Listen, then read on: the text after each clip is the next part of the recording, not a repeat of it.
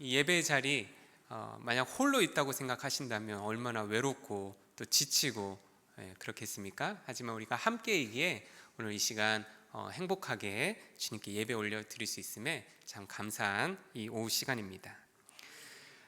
새 옷을 사거나 새 신발을 사면 무척 기분이 좋죠. 혹시 이 자리에도 새 신발이나 새 옷을 입고 오신 분들이 혹 계실 수도 있겠죠. 이렇게 새 것을 사면 하루 종일 혹시 뭐가 묻진 않을까, 혹시 더러워지진 않을까 이렇게 염려가 되면서도 옆에 사람이 혹시 옷 샀어요? 신발 샀어요? 라고 하면은 이 기분이 좋아지는 게 이 사람의 마음이죠. 집은 더욱더 그런 것 같습니다. 제가 전에 LH 빌라에 살았는데 감사하게도 이렇게 새 집에 살아보는 그런 경험을 한번 해봤습니다. 그래서 비록 제 집은 아니었지만 이 새 집에 이사를 할 때 기분이 매우 좋더라고요. 하지만 시간이 지나면 어떻게 됩니까? 새 옷과 새 신발도 딱 한 번만 세탁을 해도 그 새 것의 느낌을 잃어버리게 되죠. 집도 마찬가지입니다. 아주 새 것처럼 처음 들어갈 때는 다 이렇게 각도 잡고 깨끗하게 청소도 하고 매일매일 방바닥도 닦지만 한 주, 두 주, 한 달, 두 달이 지나면 어느 집과 똑같이 사람 사는 집처럼 그렇게 되고 말지요. 사람은 어떻습니까? 사람도 마찬가지입니다. 하나님이 우리를 처음 창조하셨을 때는 정말 하나님이 보시기에도 좋으실 만큼 아름답고 정말 거룩한 존재였지만 지금 우리의 모습은 어떻습니까?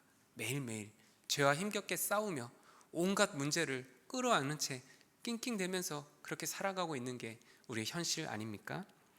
오늘 본문은 하나님께서 우리를 자신의 형상대로 지으신 잘 알고 있는 내용입니다. 하나님께서 우리를 어떤 존재로 만드셨는지, 우리가 잃어버린 것은 무엇인지, 또 하나님께서 우리를 어떠한 방향성으로 우리를 회복해 가시는지 함께 말씀을 살펴보도록 하겠습니다. 태초에 하나님이 천지를 창조하셨습니다. 하나님은 빛, 궁창, 땅과 바다, 해, 달, 별, 새와 물고기, 동물, 그리고 마지막 사람까지 하나님은 말씀으로 이 모든 것을 창조하셨습니다. 창조란 아무것도 없는 무로부터 유를 만드는 것이지요. 우리는 기껏해야 유에서 유를 조합하는 정도가 우리의 한계이지만 하나님은 이 모든 것을 말씀으로 창조하셨습니다. 하나님께서 만드신 이 처음 세상은 어떤 모습이었을까요? 창세기 1장 31절에 나와 있듯이 하나님이 보시기에 심히 좋았다라고 성경이 말씀을 합니다. 각종 오염으로 망가진 이 세상이 아니라 정말 사람이 봐도 물론 좋았겠죠. 하나님이 보시기에 그냥 좋은 정도가 아니라 심히 좋았다라고 할 만큼 그렇게 아름다운 세상이었습니다. 여러분은 살면서 어떤 것을 가장 아름답게 보셨나요? 어떤 자연 경관을 보셨을 때 와, 정말 아름답다라는 탄성을 자아내 보셨나요? 저는 전에 그 청년 때 호주에 잠시 살았었는데 벌써 그때가 10년, 15년도 넘었는데 그때 보았던 그 바다와 하늘을 아직도 잊을 수가 없습니다. 정말 얼마나 아름다운지 그 자연을 보면서 하나님이 이렇게 창조하셨구나, 하나님이 만드신 세상이 이렇게 아름다운 거였구나, 내가 왜 그렇게 모르고 살았을까를 매일매일 느끼면서 매일매일 그렇게 찬양을 올려드렸던 시절이 있었습니다. 근데 생각해보면 그 아름다운 자연 경관마저도 어떻습니까? 죄로 얼룩진 모습입니다. 그 자연도 이 창조 세계에 비하면 너무나 볼품없는 그러한 모습일 것입니다. 그런데도 그렇게 아름다울 정도면 하나님이 창조하신 그 세상은 과연 어떠했을까, 얼마나 아름다웠을까를 우리는 생각해 볼 수 있게 되는 것이지요. 우리가 하나님의 이 창조의 손길을 보는 것은 꼭 어디 외국에 나가거나 꼭 어떤 멋진 그런 자연을 꼭 보지 않고서라도 우리 주변에서 얼마든지 살펴볼 수 있습니다. 길을 가다가 길가에 핀 작은 예쁜 꽃 한 송이를 보았을 때, 또 우리가 시원한 바람을 느끼면서 그러한 이 모든 것이 흘러가는 이 모습들을 보았을 때, 또는 퇴근길에 보게 되는 석양빛을 쫙 이렇게 보게 되었을 때 하나님이 만드신 이 창조 세계가 얼마나 아름다운지, 하나님이 얼마나 이 세상을 사랑하시는지를 우리는 보고 듣고 느낄 수 있습니다. 그런데 중요한 것은 이것입니다. 하나님이 이 창조하신 모든 것들 중에서 가장 공들이시고 가장 아름답게 가장 존귀하게 지으신 것은 무엇일까요? 바로 사람입니다. 성경은 이 다른 피조물을 창조한 그 내용은 되게 빠르게 진행하거든요. 창세기 1장만 보아도 뭐 빛이 있으라 하시니 빛이 있었더라 하면서 빠르게 지나갑니다. 하지만 이 사람을 창조하시는 그 내용은요, 아주 자세하게 속도가 아주 느리게 그렇게 사람을 어떻게 창조하시는가를 하나님이 성경을 통해 설명을 하고 계십니다. 또한 하나님께서 사람을 가장 소중히 여기셨다라는 것은 이 창조 순서를 통해서도 또한 볼 수 있습니다. 하나님이 사람을 언제 창조하셨습니까? 가장 처음입니까? 중간입니까? 아니면 맨 마지막입니까? 가장 마지막에 창조하셨죠. 왜 그러셨을까요? 왜 사람을 가장 마지막에 창조하셨을까요?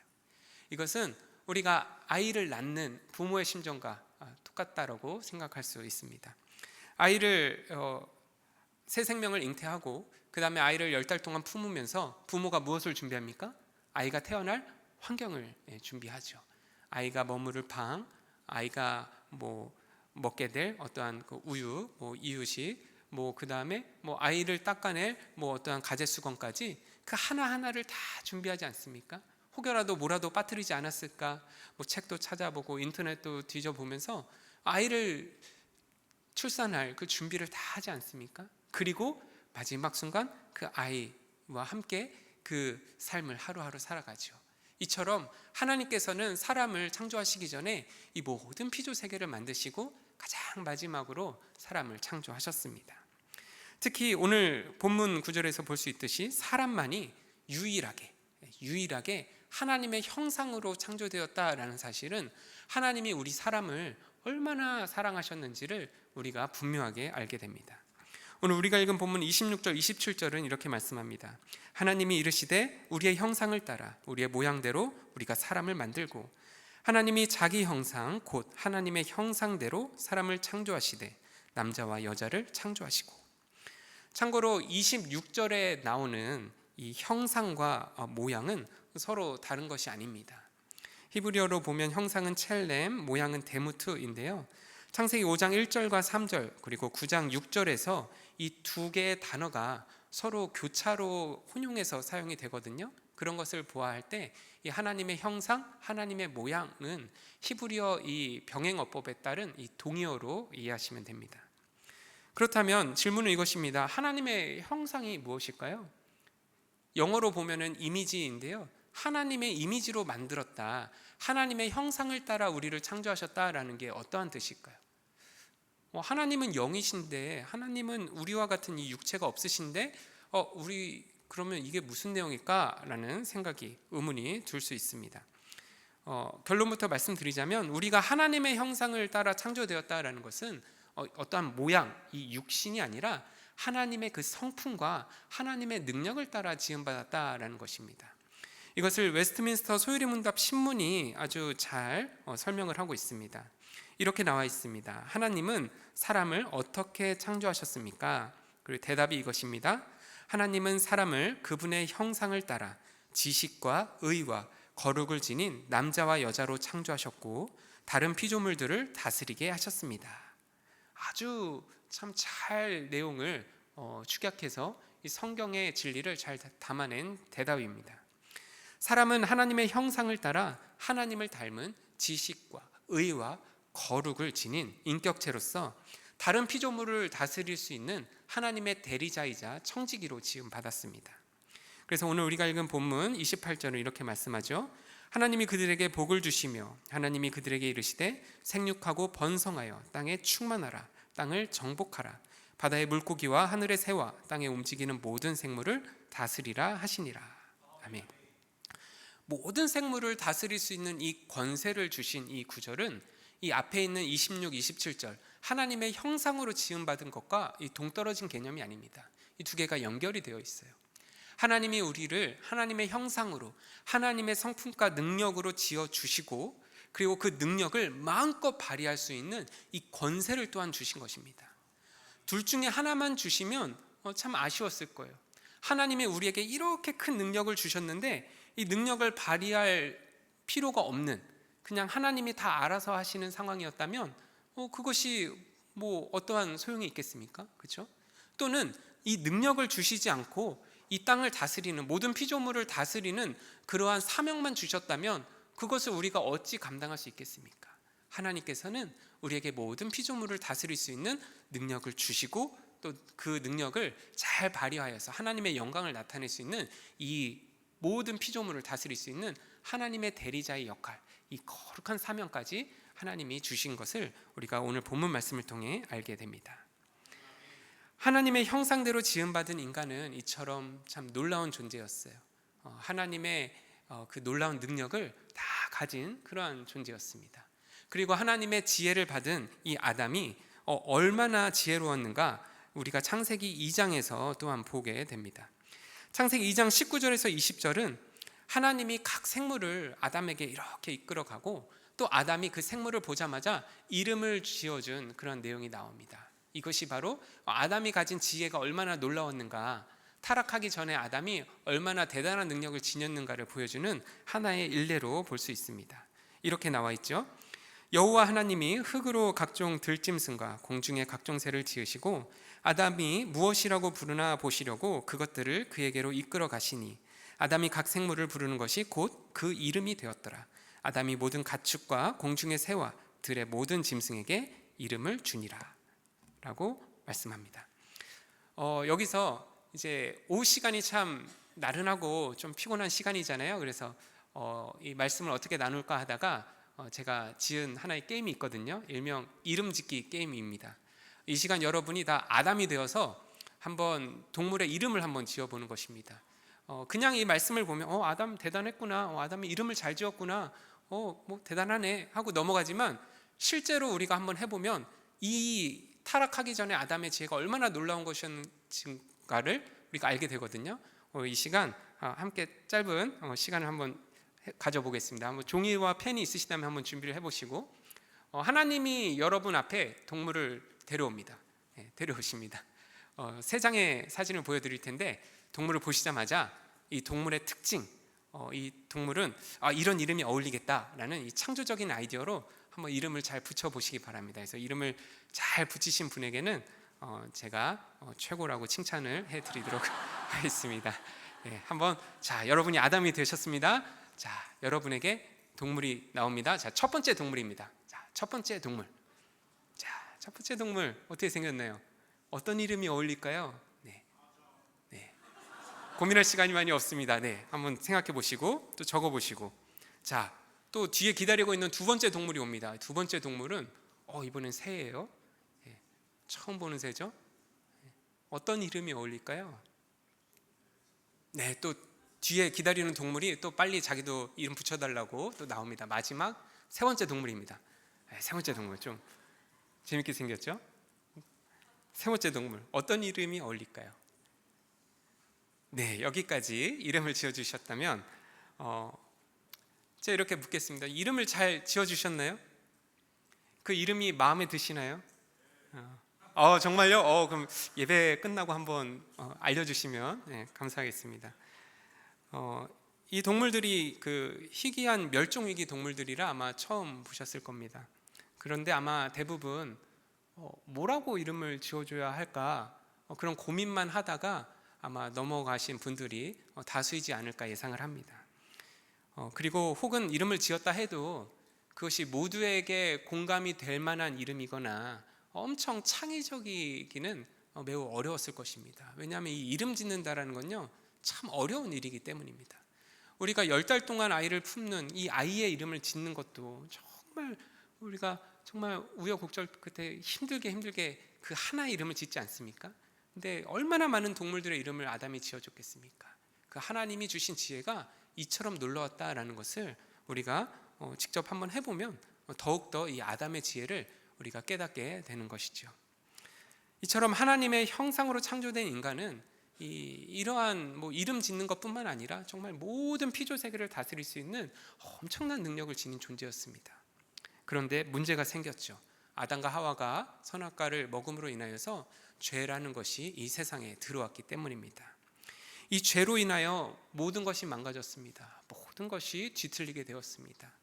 흠잡을 것이 없이 완벽했던 세상은 온통 그 더러운 죄로 오염되었고, 하나님의 형상으로 깨끗하고 거룩하고 순수한 모습이었던 우리는 죄로 완전히 뒤틀리게 되었습니다. 하나님의 형상을 완전히 잃어버린 건 아니지만 이 하나님의 형상의 모습인 우리가 다 이 왜곡되고 뭔가 다 뒤틀리고 이 어그러졌다라는 것입니다. 하나님이 주신 그 지식과 의와 거룩으로 이 하나님을 드러냈던 우리가 이제는 일그러진 모습이 되어서 이 사람 냄새를 풀풀 내는 그러한 사람의 형상과 같은 그러한 모양새가 되고 만 것입니다.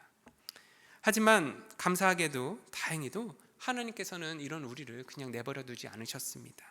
하나님은 우리가 다시 하나님의 형상을 회복하도록, 우리를 통하여 다시 이 만물이 하나님의 영광을 드러내도록 우리를 회복시키는 그런 과정으로 우리를 한 걸음 한 걸음 인도하셨습니다. 하나님은 우리에게 믿음을 주셨고 또 우리에게 예수님을 보내셔서 예수님을 따르게 하셨고, 그리고 그렇게 새 사람으로 새롭게 창조되는 이 놀라운 일을 주님이 시작하셨습니다. 골로새서 3장 10절은 이렇게 말씀합니다. 새 사람을 입었으니 이는 자기를 창조하신 이의 형상을 따라 지식에까지 새롭게 하심을 입은 자니라. 아멘.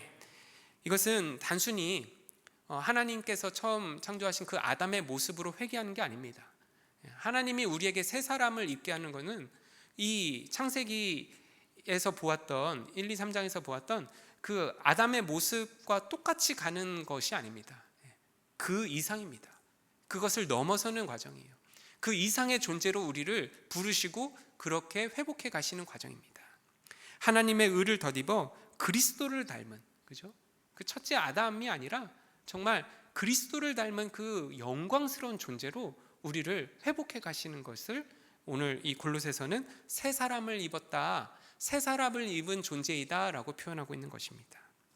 결국 그 최종적인 완성은 하나님 나라 천국에서 이루어지겠지만 이 원대한 하나님의 이 회복 역사 속에 지금 우리를 한 걸음 한 걸음 인도하고 계심을 우리는 분명히 알아야만 한다라는 것입니다. 그렇다면 구체적으로 그러면 어떻게 새 사람이 되고 어떻게 하나님의 형상을 회복할 수 있을까요? 저를 따라서 함께 이와 같이 결단하시면 좋겠습니다. 한번 저를 따라서 한번 결단하실까요? 하나님을 따라 옛사람을 벗어버리고 새 사람을 입어야 합니다.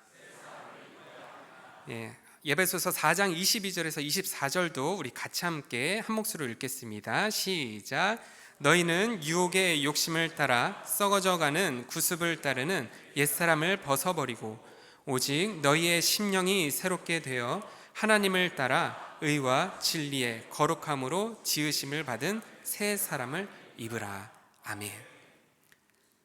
새 사람을 입기 위해서는 먼저 옛사람을 벗어버려야 합니다. 새 옷을 입기 위해서는 헌 옷을 벗어버려야 한다라는 거예요. 헌 옷 위에 새 옷을 입은다 한들 그것은 새 옷이 아니게 되는 것이죠. 우리는 옛사람을 벗어버리고 새 사람을 입어야 돼요.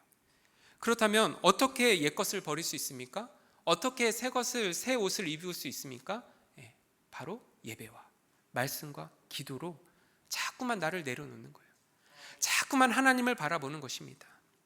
하나님의 말씀으로, 하나님을 향한 기도로, 하나님을 향한 나의 찬양의 이 고백으로 자꾸 나의 생각과 나의 습관과 나의 이 죄성을 계속해서 내려놓고 그것을 벗어버리고 하나님의 것으로, 하나님의 영적인 것으로, 그 영광스러운 것으로 계속해서 나를 입는 그 과정을 통하여서 비로소 우리가 하나님의 형상을 회복해 갈 수 있다라는 것이에요.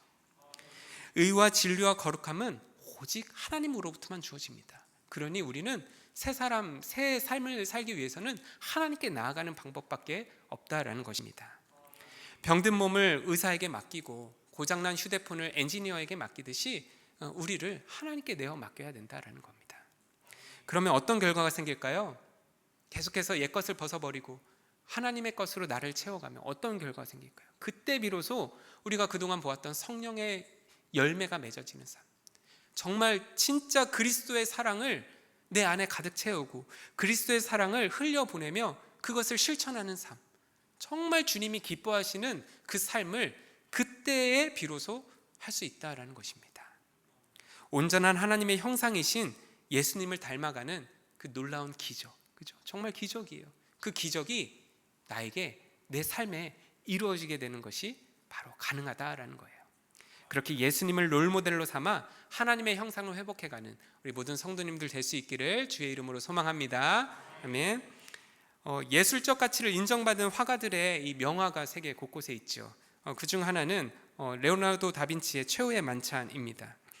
이 그림은 1498년에 완성된 그림으로서 이 예수님이 십자가에 달려 죽으시기 전날 밤 제자들과 함께 식사를 한 모습을 담고 있죠.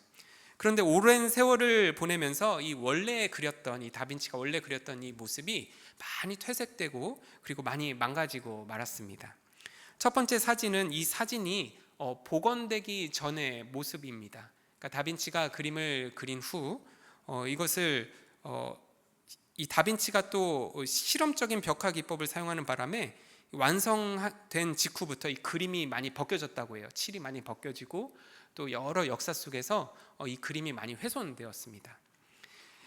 그리고 이 그림을 어떻게 할까 하다가 이제 1978년부터 대대적인 복원이 시작되었고, 정말 어떻게 복원을 했냐면 이 먼지 한 톨 한 톨 그리고 덧칠 한 겹 한 겹을 현미경으로 보고 그리고 화학 용제를 사용해서 이 수작업으로 하나씩 긁어내고 또 하나씩 덧칠해 가면서 이 다빈치가 했던 것을 최대한 살려내는 그런 복원 과정을 거쳤습니다.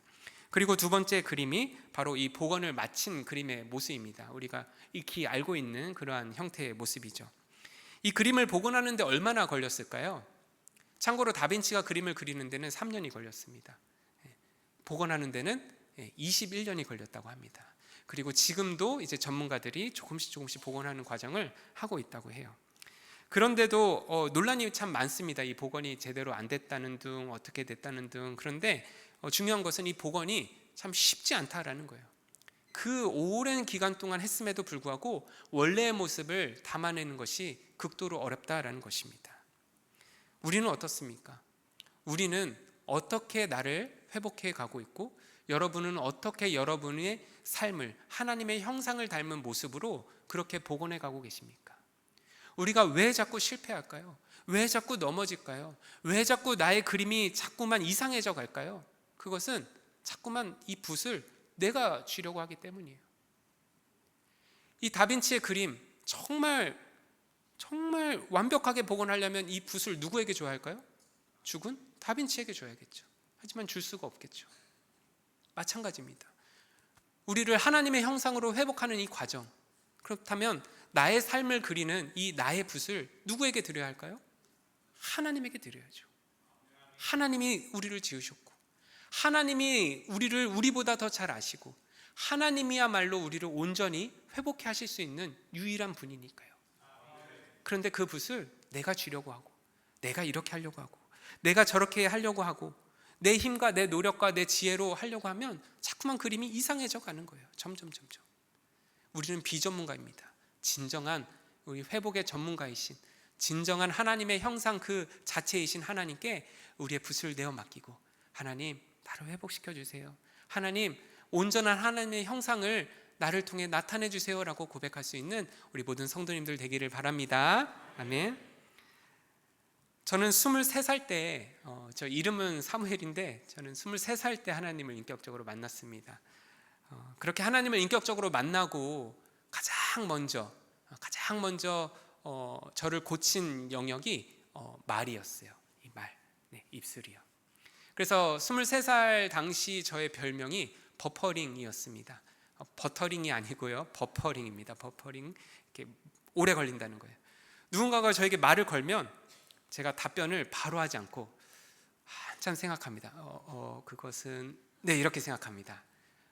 그러면 이건 어때요? 이것은 네, 이렇다고 생각합니다. 이렇게 조심스럽게 말하는 과정을 한 1년 정도 거쳤어요. 그동안 참 말로 많은 죄를 저질렀고 말을 통하여서 많은 이들에게 상처를 주었던 저의 과거가 있었기에 하나님께서 가장 먼저 다루신 것이 바로 저의 입술이었습니다. 그리고 말은 곧 뭐랑 연결됩니까? 나의 생각, 나의 마음과 연결되잖아요. 그래서 하나님이 저의 말이라는 이 부분을 가장 먼저 다루셨던 것 같아요. 비록 옆에서 말을 잘 못한다, 그게 뭐냐, 이상하다라고 많이 놀렸지만 제 마음은 참 기뻤습니다. 왜냐하면 하나님이 저를 고치고 계심을 제가 느꼈거든요. 그리고 제 삶을 주님께 맡긴 이후 하나님은 계속해서 그때마다 또 상황마다 저를 다루시고 저를 계속 고쳐가셨습니다. 그리고 최근에도 저에게 두 가지 영역을 한 사람을 통해서 정확하게 알려주셨고, 그 두 가지 영역을 지금 하나님 앞에 정말 기도하며 계속해서 고쳐가고 있어요. 복원하고 있습니다. 그런데 어떨까요? 잘 될까요? 잘 되지 않을까요? 참 어렵습니다. 참 쉽지 않습니다. 어떻게 해야 되는지 머리로는 아는데 저의 그동안에 제가 살아왔던 그 습관과 저의 성향과 저의 이 죄성 때문에 참 이게 쉽지가 않아요. 하지만 저는 그래도 기쁩니다. 그래도 저는 믿습니다. 하나님이 저를 회복시키시고 하나님이 저를 정말 아름다운 하나님의 형상으로 계속해서 만져가고 계심을 저는 느끼기 때문이에요. 그래서 우리는 더 기도해야 합니다. 그래서 주님께 더 맡겨야 돼요. 그래서 더 이 예배 자리를 힘써 지켜야 하는 것입니다. 바로 그래야만 나의 붓을 하나님께 내어 맡기고 하나님이 나를 회복하시고 하나님이 나를 통하여 하나님이 영광 받으실 수 있기 때문입니다. 바라기는 우리 성도님들 정말 이 오후 예배 자리 나오는 것이 참 쉽지 않을 터인데 참 예배 자리 지키시는 것 너무나 잘하셨습니다. 계속해서 예배의 자리, 기도의 자리, 말씀의 자리, 그 자리를 통하여서 하나님께 여러분의 붓을 내어 맡기고 하나님이 여러분을 얼마나 아름답게, 얼마나 더 멋지게 그렇게 빚어가실지를 기대하면서 오늘 하루도, 이번 한 주도 하나님의 형상으로 회복되어가는 우리 모든 성문교회 성도님들 될 수 있기를 주님의 이름으로 축원합니다. 아멘. 이 시간 들은